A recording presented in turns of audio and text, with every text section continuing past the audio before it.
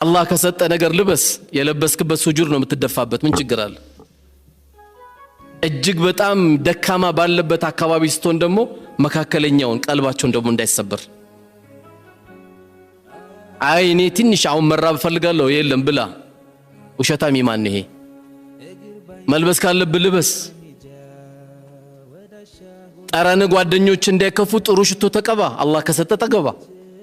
ካልሆነ ደግሞ ጥሩ ታጠብ የግድ ሽቶ አይጠበቅብህም ካላገኘ ጥሩ ታጠብ ሽታ አይኖር አላህ ቆንጆ ቆንጆ ነገር ነው የሚወድ ዝርክርክ ሆነ ደግሞ አትግባ ቤት ውስጥም ነቃ ብለህ ግባ ፈታ ብለህ ግባ በርግጥ ከመስጊድ የሚገቡ ባሎች አምሮ ነው የሚገቡት ለምን መብራት ይዞ ነው የሚገቡት ቤታቸው ኑር ነው ይዞ የሚገቡት አባት ከመስጊድ ሲገባ ኑር ነው ይዞ የሚገባው ስለዚህ ኢነላህ ጀሚሉን ይحب الجمال አላህ ቆንጆ ነው ቆንጆ ነገር ይወዳል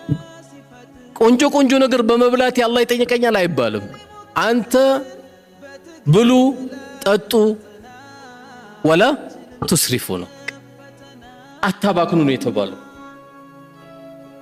ቆንጆ በላ ገንዳ ላይ የሚጣል ምግብ እንዳታዘጋጅ ተጠንቀቅ ይሄን ምግብ ጠብቀ መስጣቸው ሰዎች አሉ በመብላት በመጠጣት በመልበስ አላህ የሰጠን ጸጋን ያሳየው ዱንያም እኮ